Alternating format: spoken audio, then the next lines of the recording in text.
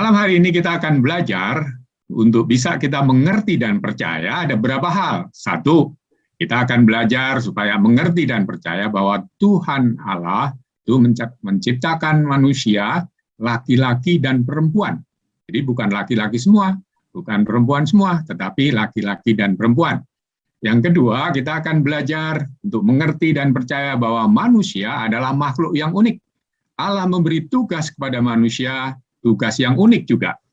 Dan manusia mempunyai hubungan yang unik dengan Allah Sang Pencipta. Jadi malam hari ini kita akan belajar ada 3 hal ini. Makhluk yang unik, tugas yang unik, hubungan yang unik. Apa sih unik itu? Apa sih makhluk unik itu? Tugasnya apa sih? Kenapa unik? Hubungannya unik kemana? Kita belajar malam hari ini, perhatikan baik-baik. Sebelum kita lanjutkan, kita akan review pelajaran 1 dan 2 minggu-minggu yang lalu. Coba di sini perhatikan semua, benar atau salah. Ya, yang ngerti langsung jawab ya, nggak usah ditunjuk. Alkitab adalah pernyataan atau wahyu Allah satu-satunya aturan bagi iman dan perbuatan kita. Ini adalah pelajaran 1 dan 2 minggu dan 1 minggu yang lalu. Benar atau salah? Alkitab adalah pernyataan atau wahyu Allah. Satu-satunya aturan bagi iman dan perbuatan kita. Benar. Ya, oke. Sekarang yang kedua. Alkitab adalah kisah Allah menyatakan siapa diri Allah dan apa yang Allah lakukan untuk menyelamatkan umatnya. Benar atau salah? Benar. Good. Alkitab terutama mengajarkan. Nah nih, Alkitab itu terutama mengajarkan apa yang harus dipercaya manusia mengenai Allah dan apa kewajiban manusia, yaitu yang dituntut oleh Allah untuk dilakukan oleh manusia. Benar atau salah? Benar. Good. Dari Alkitab kita mengetahui dan percaya bahwa Allah sudah ada sebelum segala sesuatu yang ada. Dan Allah menciptakan segala sesuatu dari yang tidak ada menjadi ada. Benar atau salah? Benar. Good. Benar. Nah, Allah itu tidak mempunyai rencana apapun saat menciptakan alam semesta. Nah, ya salah dong. Yang benar apa? Allah sudah merencanakan semuanya. Sudah punya rencana. Yes, sebelum menciptakan Allah sudah punya rencana. Nah, terakhir, karena ada teori evolusi, kita bisa percaya dong bahwa manusia itu sebenarnya adalah monyet yang berubah perlahan-lahan atau mengalami evolusi menjadi manusia. Salah yang benar apa? Ya bukan, karena Tuhan memang menciptakan kita. Iya, Tuhan menciptakan laki-laki, manusia itu laki-laki dan perempuan. Itu jenis yang berbeda dengan monyet. Tuhan menciptakan segala jenis. Ya, manusia berbeda. Tuhanlah yang menciptakan manusia, ya, laki-laki dan perempuan. Karena sebelum kita lanjutkan, kita berdoa dulu sekali lagi. Mari kita berdoa. Bapa di surga, kami berterima kasih Tuhan memberi kesempatan kepada kami untuk bisa mendengar firman Tuhan malam hari ini. Untuk bisa mendengar pengajaran firman Tuhan yang disampaikan. Kami menyerahkan Loso Anung yang akan menyampaikan firman Tuhan, menyampaikan pengajaran firman Tuhan. Kiranya hikmat Tuhan menolong Loso Anung untuk bisa menjelaskan dengan baik seturut dengan kehendak Tuhan. Dan tolong kami semua anak-anak untuk bisa tenang, untuk bisa penuh perhatian, mendengarkan firman Tuhan yang disampaikan, penjelasannya, supaya juga Roh Kudus menolong kami semua untuk mengerti apa yang Tuhan kehendaki, untuk kami percayai, untuk kami taati. Kami menyerahkan malam hari ini dalam pimpinan Tuhan, di dalam nama Tuhan Yesus, selamat kami. Amin. Anak-anak, coba lihat gambar. Minggu lalu kita sudah belajar bahwa Allah menciptakan alam semesta, dunia, dan mengisinya dengan makhluk hidup. Dan setiap tahap penciptaan, Allah mengatakan semuanya itu baik. Akhirnya, pada hari keberapa? Ke-6 ya. Akhirnya Allah menciptakan manusia, laki-laki dan perempuan. Setelah menciptakan manusia laki-laki dan perempuan, Allah mengatakan bahwa ciptaan ini sungguh amat baik. sama nggak ya baik dengan sungguh amat baik? Mana Tidak. yang lebih dari Sungguh amat baik. manusia? Manusia Sangat baik. Kenapa ya? amat baik. Iya, kenapa ya pada saat Tuhan menciptakan manusia mengatakan sungguh amat baik, sedangkan yang lain-lain hanya baik saja. Oke, dengarkan. Oke, kita nggak nanya ini, tapi kita akan tahu dari firman Tuhan, kenapa kok manusia itu lain dengan ciptaan yang lain. Ya. Nah, kita akan coba baca Kejadian 1 ayat 20, Lose minta Safel. Safel, kamu siapkan Kejadian 1 ayat 20 ya. Kemudian Aaron. Aaron, kamu siap Alkitabnya? Kamu baca Kejadian 1 ayat 30. Dan kemudian Kathleen, kamu baca Kejadian 2 ayat 7. Siap ya? Siap, Safel? Safel Kejadian 1 ayat 20. Ayo bacakan, Safel. Berfirman Allah hendaklah dalam air berkeriapan makhluk yang hidup dan hendaklah burung berterbangan di atas bumi melintasi cakrawala. Good, makasih Safel. Sekarang Aaron, Kejadian 1 ayat 30. Kamu siap, Aaron? Gimana, Aaron? Ada yang bantu? Yesael coba. Yesael, kamu bantu Yesael. Kejadian 1 ayat 30. Oke. Kejadian 1 ayat 20. Hendaklah Kejadian 1 ayat 30. Tetapi 30.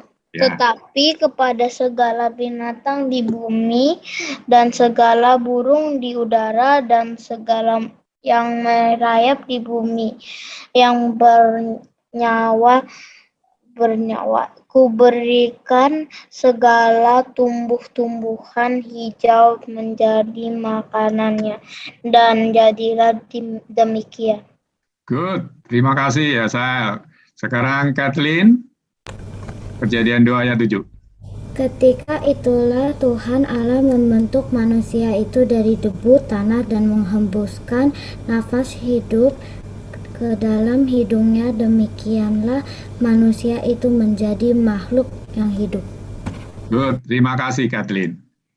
Nah, coba baca ini. Baik binatang maupun manusia adalah makhluk yang lo segaris bawain dulu, hidup, bernyawa, hidup adalah makhluk yang hidup. Ya, baik binatang maupun manusia keduanya mempunyai apa? Nafas kehidupan. Oke. Nah, dalam hal apa ya binatang dan manusia itu sama? Coba, ayo sebutkan. Apa persamaannya manusia dengan binatang? Sama-sama hidup. Sama-sama hidup. Bernafas. Terus? Bernafas bisa. Dua-duanya Bergerak. Terus? bernyawa. Sama-sama makan. Bernyawa. Iya, ini coba nih salah beberapa nih. Mereka tuh sama-sama makhluk hidup. Mereka makan, minum, bergerak, bernafas, bertumbuh, dan juga berkembang biak. Dan masih banyak yang lain kesamaannya ya. Nah, coba ada satu yang berbeda. Coba sebutkan salah satu aja yang beda antara binatang dengan manusia. Bri, coba Bri. Ayo Bri. Manusia diciptakan menurut gambar dan rupa Allah. Punya ya Budi loh. Ya, betul. Yang lain. Yang membedakan salah satunya, memang manusia diciptakan menurut gambar Allah. Manusia mempunyai akal budi, sehingga manusia bisa pintar, perlu belajar, sehingga manusia bisa menciptakan pesawat dan lain-lain. Itu binatang nggak bisa. Dan masih banyak yang membedakan antara manusia dan hewan dan binatang. Ya, betul. Good. Nah, sekarang nih, apakah sih yang khusus dalam cara Allah menciptakan manusia? Cara yang khusus Allah waktu menciptakan manusia, apa bedanya ya? Kalau menciptakan binatang dan lain-lain, Allah berfirman, dan kemudian jadi. Nah, kalau menciptakan manusia, coba lihat Kejadian 2 ayat 7 tuh. Yang lo kasih garis bawah itu loh. Apa yang hijau tuh? Apa yang membedakan cara Allah? Nafas hidup. Ya, itu menunjukkan bahwa Allah sendiri mengembuskan nafas hidup kepada manusia. Bagian nafas itu kan bagian kita ya, kalau Allah bagian darah itu dihembuskan kepada manusia supaya manusia hidup. Bagian dari Allah sendiri itu dibagikan kepada manusia. Itu membedakan manusia dengan makhluk yang lain. Jadi Allah mengembuskan nafas hidup. Nah, dari sini kita tahu, kita belajar bahwa manusia itu unik, berbeda dengan makhluk yang lain. Dan manusia adalah istimewa. Apa saja sih istimewanya? Coba perhatikan di sini. Nah, gambar ini kita akan baca Kejadian 2 ayat 18 sampai 20. Loso yang bacakan ya, dengarkan baik-baik. Tuhan Allah berfirman, tidak baik manusia itu seorang diri saja. Aku akan menjadikan penolong baginya yang sepadan dengan dia. Ayat 19. Lalu Tuhan Allah membentuk dari tanah segala binatang hutan dan segala burung di udara. Dibawanyalah semuanya kepada manusia itu untuk melihat bagaimana ia menamainya. Dan seperti nama yang diberikan manusia itu kepada tiap-tiap makhluk yang hidup, demikianlah nanti nama makhluk itu. Ayat 20. Manusia itu memberi nama kepada segala ternak, kepada burung-burung di udara, dan kepada segala binatang hutan, tetapi baginya sendiri ia tidak mempunyai penolong yang sepadan dengan dia. Coba anak-anak perhatikan ayat 18. Mengapa ya Tuhan Allah itu mengatakan manusia atau Adam itu seorang diri? Coba kamu lihat gambar ini. Manusia seorang diri enggak sih? Kan banyak ini binatang di sekelilingnya. Tapi kenapa ayat 18 Tuhan mengatakan manusia seorang diri? Karena Adam sendirian manusia. Karena manusia beda dengan binatang. Tadi kan udah gitu. Mereka tidak sepadan. Mereka tidak seperti manusia. Binatang itu tidak sepadan dengan Adam.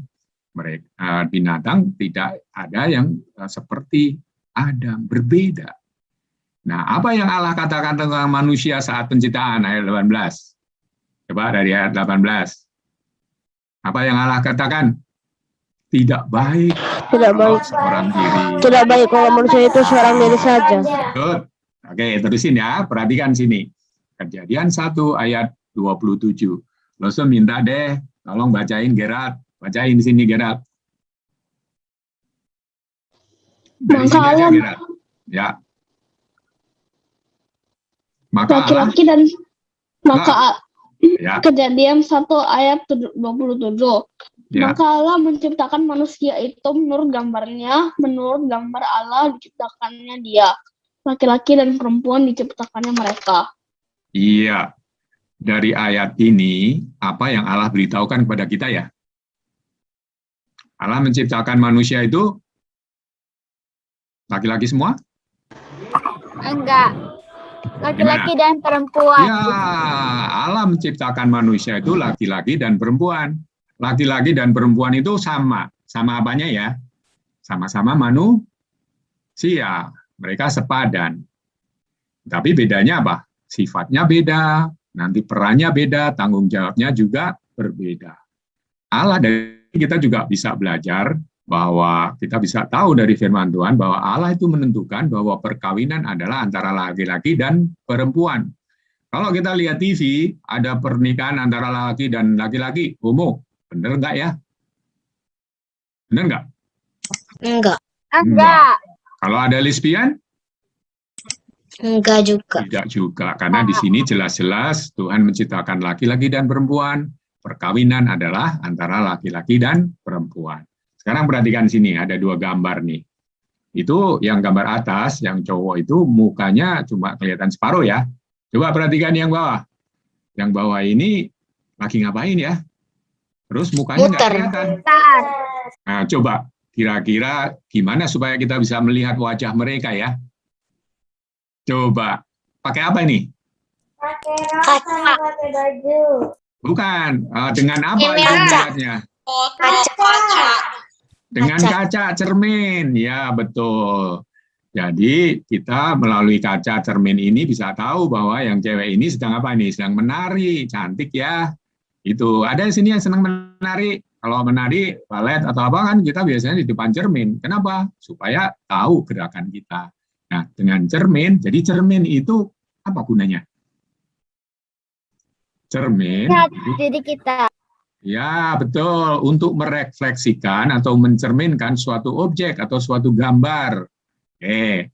Nah, persamaan apa manusia dengan cermin? Ada nggak persamaannya manusia dengan cermin? Tidak. Kalau manusia sama manusia ya beda. Nah, coba ini perhatikan.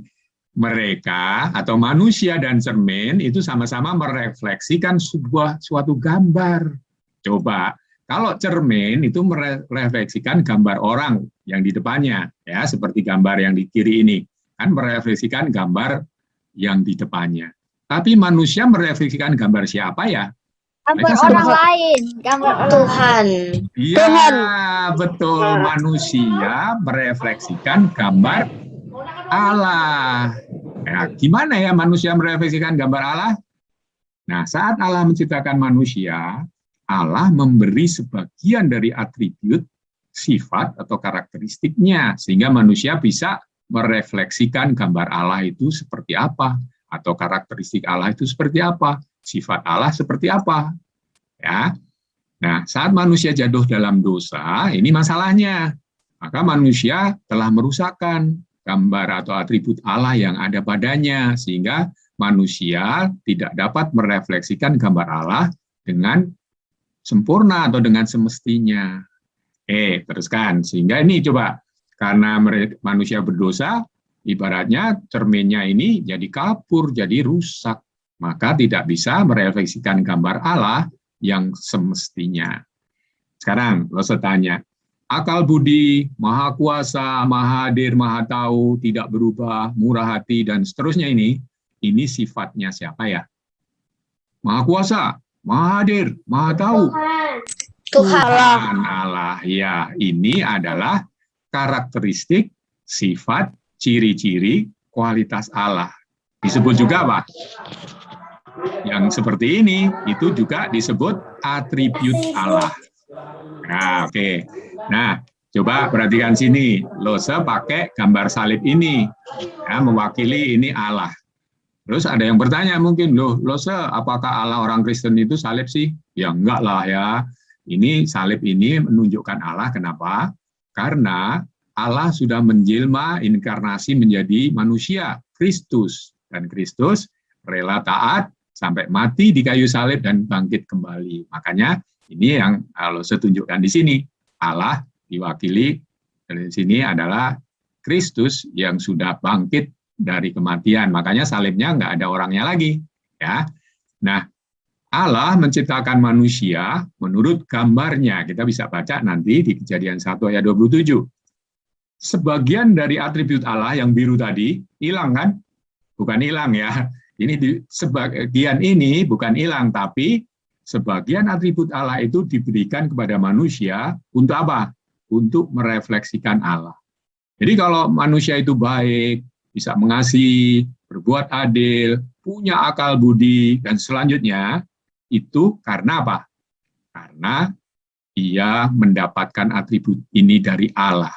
Kalau dia melakukan ini, bisa mencerminkan ini, maka dia bisa merefleksikan gambar Allah. Ya, kalau ada manusia menjadi pintar, kita bisa bersyukur karena Allah adalah yang sumber bijaksana, sumber akal budi itu memberikan itu kepada manusia. Nah, atribut-atribut ini yang diberikan kepada manusia disebut atribut yang dapat dikomunikasikan atau bisa diberikan, bisa ditularkan, diserahkan kepada manusia, gitu ya.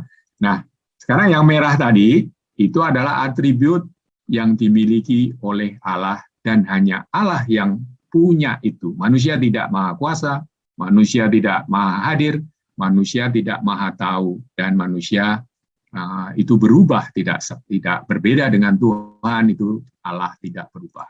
Ya. Atribut yang seperti ini mutlak hanya milik Allah. Atribut seperti ini disebut atribut yang tidak dapat dikomunikasikan. Nah, coba kita baca Yesaya 45 ayat 5 dari sini. Han, tolong bacain Han. Ayo Han, tolong bacain Han. Han Amadeus. Sorry, Han Brian. Sorry. Ayo Han, baca nih Yesaya 45 ayat 5. Dari sini aja, Han. Gimana, Han? Aku Tuhan dan tidak ada yang lain, kecuali aku tidak ada Allah. Iya, tidak ada yang lain. Allah hanya satu. Jadi, makanya Maha Kuasa, Maha Hadir, Maha Tahu ini hanya Allah yang punya. Karena dia satu-satunya Tuhan. Tidak ada Allah, tidak ada Tuhan kecuali Tuhan yang sejati ini. Manusia diciptakan menurut gambar Allah. Tidak berarti manusia adalah Allah kecil. Bukan ya. Manusia adalah makhluk yang istimewa. Allah menciptakan manusia sebagai makhluk yang unik. Kenapa uniknya? Karena sebagian dari atribut Allah itu diberikan kepada manusia. Tidak diberikan kepada hewan-hewan, binatang, atau makhluk yang lain. Maka manusia adalah unik. Unik artinya apa? Beda dengan makhluk yang lain ya. Nah, karena kita tahu bahwa dosa itu telah merusakkan gambar Allah yang ada pada manusia. Sehingga gambar Allah yang ada pada manusia itu kabur, rusak. Manusia tidak bisa merefleksikan gambar Allah yang semestinya. Terus perlu apa dong? Kita perlu Kristus. Kristus yang menebus, mengampuni dosa kita manusia. Sehingga gambar Allah yang rusak dan kabur dipulihkan kembali. Dan setiap orang yang percaya kepada Kristus, gambar Allah itu akan dikembalikan dengan sempurna ketika di surga bersama Dia. Menurut kamu anak-anak, kamu percaya kepada Kristus enggak? Kamu? Ya, good. Siapa yang percaya, setiap orang yang percaya, maka gambar Allah itu akan dipulihkan dengan sempurna nanti pada saat kita bersama dengan Kristus ada di surga. Nah, tadi kita udah belajar tadi bahwa Tuhan menciptakan manusia sebagai makhluk yang unik. Ya, yang kedua, Allah memberikan manusia itu tugas yang unik. Apa ya tugas manusia ini? Kenapa disebut unik? Kejadian 1 ayat 28, Lose minta Carlos baca. Ayo Carlos, buka Kejadian 1 ayat 28, Carlos.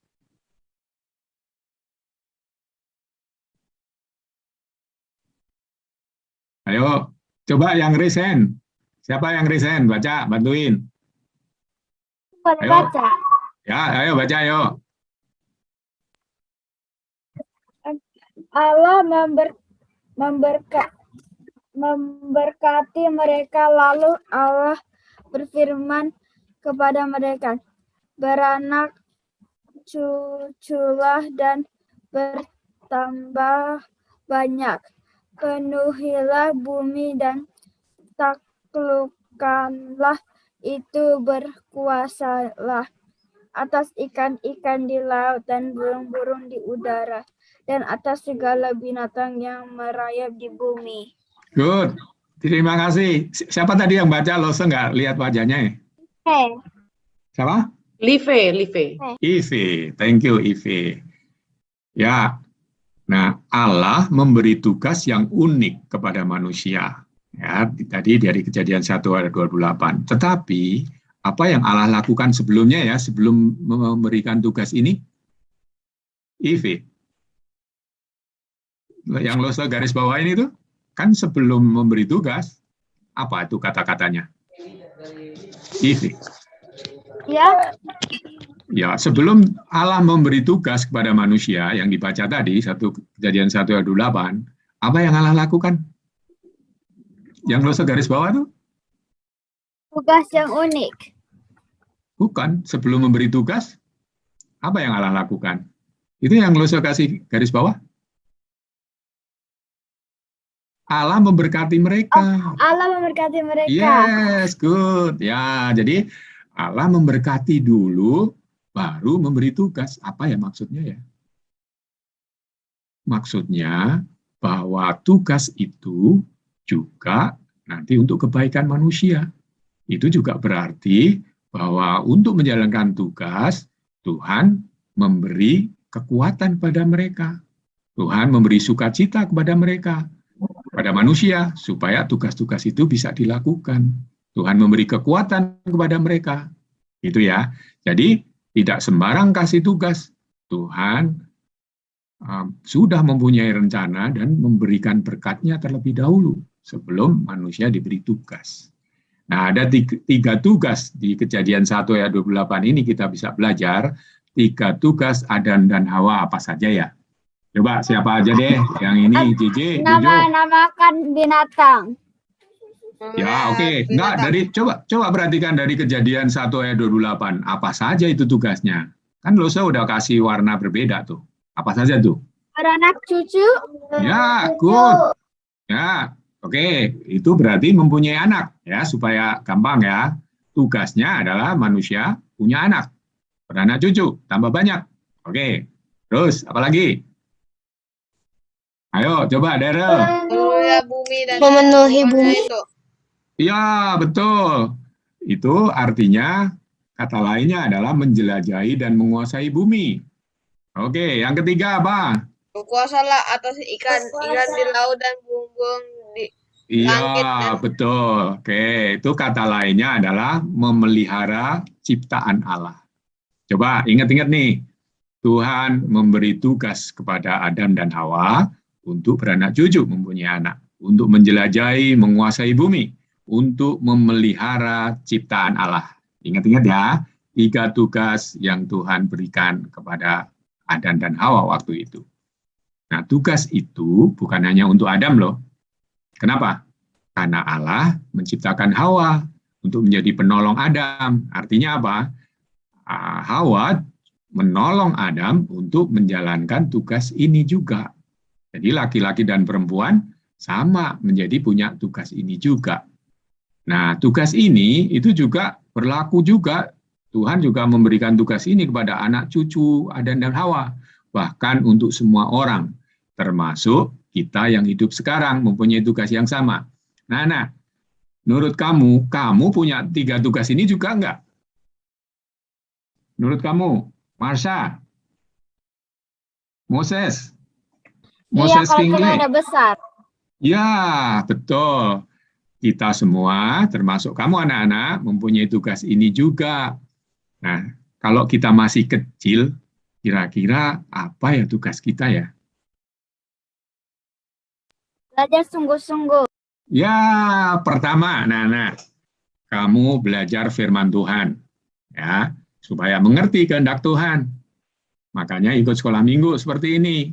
Lose, belum makan. Lose, banyak tugas nih malam-malam sih. Wah, kita, anak-anak, kamu harus belajar firman Tuhan supaya ngerti kehendak Tuhan. Itu tugas kamu waktu kecil. Nanti memang kamu mempunyai tugas yang sama. Nah, selain itu, apalagi kamu belajar di sekolah baik-baik. Kenapa kamu mesti belajar baik-baik di sekolah? Supaya kamu pintar. Kalau kamu pintar, kamu bisa menjelajah, menguasai bumi. Kamu belajar bahasa Inggris. Supaya apa? Supaya bisa menjelajahi negara-negara lain kan. Kalau nggak bahasa Inggris, sulit dong. Ya kan? Terus, kamu harus belajar supaya pintar. Supaya nanti kamu bisa menciptakan pesawat, misalnya gitu. Bisa menciptakan mobil, itu mempermudah transportasi manusia, membuat nyaman dan sebagainya. Kalau supaya kamu mengerti bagaimana memelihara oksigen. Coba kalau kamu sembarangan nanti membuat bom, wah itu bisa merusak ya. Maka kamu mesti belajar firman Tuhan dan belajar di sekolah supaya nanti kamu besar, kamu juga mempunyai tugas untuk menjelajahi, menguasai bumi dan memelihara ciptaan Allah. Jelas? Oke, teruskan. Allah memberi tugas besar ini kepada manusia. Tapi tugas itu begitu sesuai dengan untuk manusia untuk dilakukan. Mengapa ya tugas yang besar ini dikatakan itu sesuai dengan manusia? Manusia cocok untuk tugas besar ini. Tugas besar ini tidak diberikan kepada binatang. Mengapa ya? Coba, mengapa? Ada yang tahu nggak? Karena manusia bisa berpikir. Tuh, berpikir itu karena apa ya? Bisa punya akal budi, bisa bijaksana karena apa tadi? Diciptakan Bagian Dari apalagi? Betul, karena manusia diciptakan menurut gambar Allah, sebagian dari atribut Allah itu diberikan kepada manusia, sehingga manusia itu cocok untuk menerima tugas yang besar itu. Karena Allah menciptakan manusia menurut gambar Allah, sebagian dari atribut Allah, termasuk akal budi, bijaksana, adil, dan lain-lain tadi, maka manusia cocok untuk tugas itu. Tugas yang 3 tadi, itu tidak diberikan kepada binatang, karena binatang berbeda dengan manusia. Manusia unik. Manusia diciptakan menurut gambar Allah. Kita juga diciptakan menurut gambar Allah. Untuk apa ya kalau kita juga diciptakan gambar Allah? Untuk apa? Ayo coba Niko, Jovian, Hansel. Untuk apa? Darel. Kita juga diciptakan menurut gambar Allah. Untuk apa ya? Kita diciptakan itu untuk mentaati perintah-perintah yang Allah berikan di dalam firman-Nya. Dan kita diciptakan menurut gambar Allah karena Allah berencana untuk melibatkan manusia dalam relasi yang unik dengan Allah sendiri. Ya. Jadi manusia diciptakan menurut gambar Allah supaya taat kepada perintah Tuhan dan supaya mempunyai relasi yang unik dengan Allah sendiri. Relasi yang unik apaan ya, Lose ya? Coba perhatikan sini. Apa itu relasi yang unik dengan Allah? Allah menetapkan relasi yang unik dengan manusia. Coba perhatikan sini ya. Ini ada ibu-ibu dituntun oleh anjing. Bawa tongkat. Kira-kira ibu-ibu ini bisa melihat nggak ya? Nggak bisa, dia butuh anjing. Ya, anjing bisa menjadi sahabat yang baik pada ibu ini. Anjing adalah sahabat setia. Nah, coba perhatikan. Manusia itu bisa bersahabat dengan manusia. Tapi manusia bisa juga bersahabat dengan binatang. Tetapi persahabatan dengan binatang itu beda dengan manusia ya. Relasi antara manusia dengan binatang beda relasinya dengan manusia. Begitu juga relasi manusia dengan Allah itu berbeda. Ya. Nanti kita lihat apa relasi yang unik dengan Allah ya. Nah, sekarang apa bedanya ya binatang dengan manusia? Apa? Binatang tidak bisa bicara, ya kan? Binatang tidak bisa memberi saran. Kenapa? Karena nggak bisa bicara, nggak punya akal budi. Binatang tidak bisa buat PR, bantuin. Maka binatang itu berbeda dengan manusia. Tetapi dari gambar ini kita tahu bahwa binatang ini bisa jadi sahabat yang sangat membantu. Kenapa? Karena binatang ini diciptakan Allah itu secara khusus. Tetapi manusia diciptakan Allah lebih khusus lagi. Lebih khususnya kenapa? Apa yang membedakan manusia dengan binatang? Manusia diciptakan menurut gambar Allah. Itu yang membedakan. Terus ya. Nah, di Taman Eden, pada waktu Adan dan Hawa diciptakan Tuhan dan menempati di sana, mereka menikmati relasi yang sangat indah dengan Allah. Allah berjalan dan berbincang-bincang dengan mereka. Dan mereka menikmati kebersamaan dengan Allah. Dan Allah menikmati kebersamaan dengan mereka, dengan manusia, dengan Adan dan Hawa. Allah memelihara dan memberkati mereka, dan mereka mempercayai dan mentaati Allah. Tetapi kita tahu manusia gimana? Manusia gimana? Berdosa. Ya, oke. Udah tahu. Betul, udah tahu ya. Manusia berdosa. Karena manusia berdosa, apa akibatnya? Gambar Allah yang ada pada manusia rusak. Relasi dengan Allah juga rusak. Tetapi Allah sudah punya rencana. Apa rencananya? Bahwa Allah mengutus Yesus yang akan menebus dosa manusia, Setiap orang yang percaya kepada Yesus dapat menikmati relasi yang dipulihkan dengan Allah. Nah, relasi tadi kita sudah belajar, Allah menetapkan relasi yang unik dengan manusia. Manusia itu bisa menikmati kebersamaan dengan Allah. Dan Allah juga menikmati kebersamaan dengan manusia.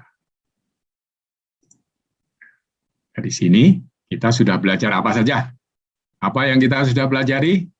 Kita dari malam hari ini bisa belajar dan mengerti dan percaya bahwa pertama, Allah menciptakan apa? Laki-laki dan perempuan. Yang kedua, manusia adalah makhluk yang unik dan memberi tugas yang unik. Yang ketiga, manusia mempunyai hubungan yang unik dengan Allah Sang Pencipta. Berbeda dengan makhluk-makhluk yang lain. Kita diciptakan mempunyai hubungan yang indah dengan Tuhan Pencipta itu sendiri. Tetapi pertanyaannya adalah, semuanya itu menjadi makhluk yang unik, tugas yang unik, relasi yang unik. Apa sih sebenarnya tujuan manusia? Ada yang tahu apa tujuan manusia hidup ini? Melakukan apa yang Tuhan inginkan. Ya, coba, apakah tujuan utama manusia? Maksudnya adalah, apa sih tujuan Allah ketika menciptakan manusia? Tujuan utama manusia adalah untuk memuliakan Allah dan menikmati Dia selama-lamanya. Ini tertulis ada di Katekismus Singkat Westminster. Apa itu Katekismus Singkat Westminster? Ada yang tahu nggak? Minggu lalu Lusa Deborah udah jelaskan, ada yang masih ingat? Katekismus itu adalah pengajaran-pengajaran yang penting mengenai iman Kristen yang ditulis berupa pertanyaan dan jawaban. Tujuan utama manusia itu adalah ditulis dalam pertanyaan dan jawaban itu nomor 1 di Katekismus itu. Oke, nah apa sih yang dimaksud dengan memuliakan Allah? Ada yang tahu nggak apa itu dimaksud memuliakan Allah? Apakah memuliakan Allah itu membuat Allah menjadi mulia? Benar nggak? Menurut kamu benar nggak? Cici, Juju, Lewis, Hendrik? Bukan ya, salah ya. Jadi dimaksud memuliakan Allah itu tidak membuat Allah menjadi manusia. Kenapa? Tidak membuat Allah menjadi mulia. Kenapa? Karena Allah dari semula sudah mulia, sudah besar. Jadi, apa dong maksudnya memuliakan Allah? Memuliakan Allah maksudnya adalah, kalau kita memuliakan Allah, itu ketika kita mempercayai Allah. Ketika kita mempercayai Allah, kita memuliakan Allah. Dan ketika kita melaksanakan tugas yang diberikan Adam dan Hawa, dan tugas itu juga diberikan kepada kita, dan juga melakukan semua hal yang diperintahkannya dalam firman-Nya, dalam Alkitab, kita memuliakan Allah. Nah, memang anak-anak, kita manusia berdosa, kadang-kadang kita tidak bisa percaya Allah dengan baik, kadang-kadang kita juga lupa melakukan tugas ini. Makanya kita perlu memandang, kita perlu berpaling kepada Kristus yang sudah menjadi manusia, yang sudah mati di kayu salib dan bangkit lagi. Kita datang kepada Kristus, kita minta pengampunan dan kekuatan kepada Kristus. Supaya apa? Supaya kita terus bisa bertumbuh dalam percaya kita kepada Allah. Supaya kita terus bisa taat untuk melaksanakan tugas yang Tuhan berikan, sebagaimana diberikan oleh Adam dan Hawa, dan semua hal yang lain yang diperintahkan di dalam firman-Nya di Alkitab, supaya kita bisa melakukan ini. Kita perlu minta ampun kalau kita tidak bisa melakukan dengan baik, dan kita minta kekuatan untuk bisa melakukannya. Nah, sekarang, apa yang dimaksud menikmati Allah selama-lamanya? Jadi, tujuan utama manusia tadi memuliakan Allah. Sudah tahu ya, memuliakan Allah kalau kita percaya kepada Allah dan kita taat melakukan perintahnya. Sekarang, yang dimaksud menikmati Allah selama-lamanya apa ya? Ada yang tahu nggak?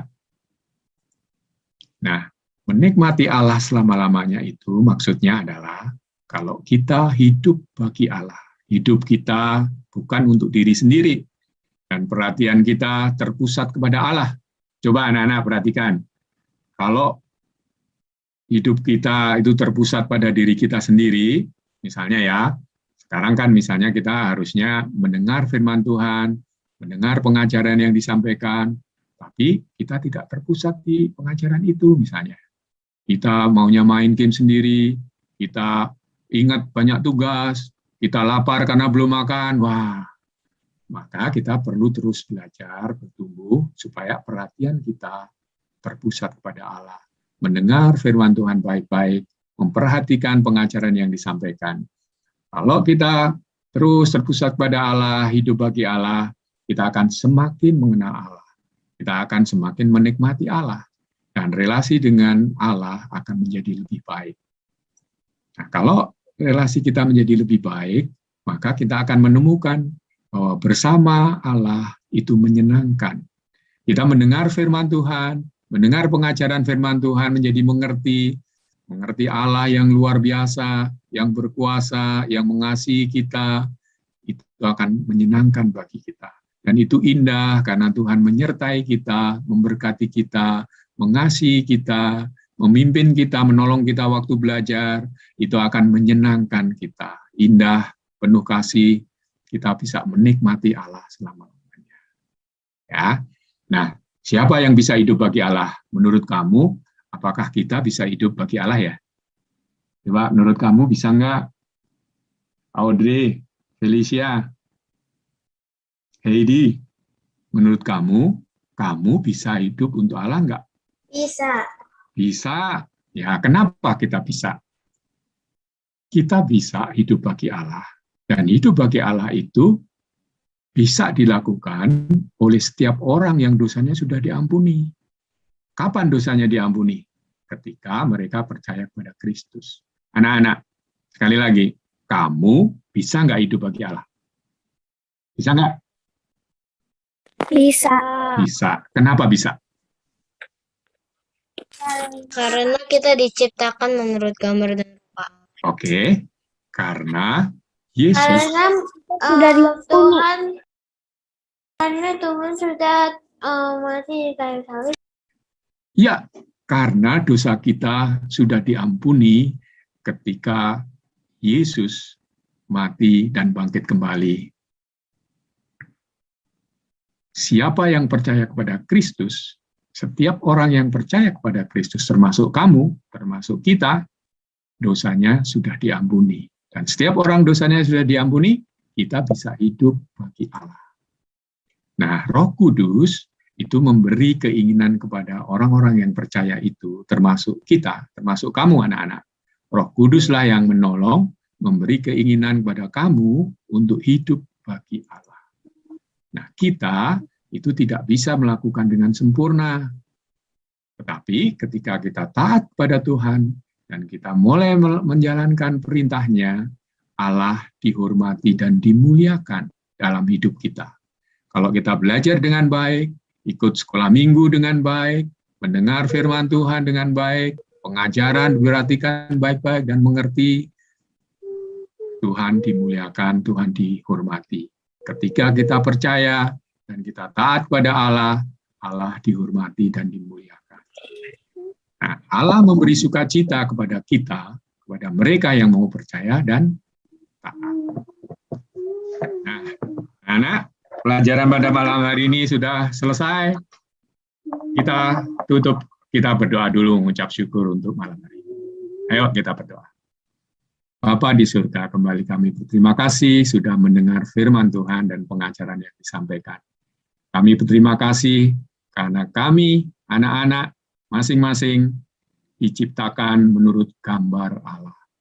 Sebagian dari sifat Allah, atribut Allah diberikan kepada kami untuk bisa kami memuliakan Tuhan, untuk bisa kami melakukan tugas yang unik dari Tuhan. supaya kami bisa percaya dan mentaati Tuhan, dan Tuhan dimuliakan. Terima kasih untuk malam hari ini. Kami minta tolong untuk sekolah kami, untuk tugas-tugas kami. Tuhan memberi hikmat, Tuhan memberi sukacita, supaya kami bisa hidup bagi Tuhan, untuk kemuliaan Tuhan. Dalam nama Tuhan Yesus, kami berdoa. Amin.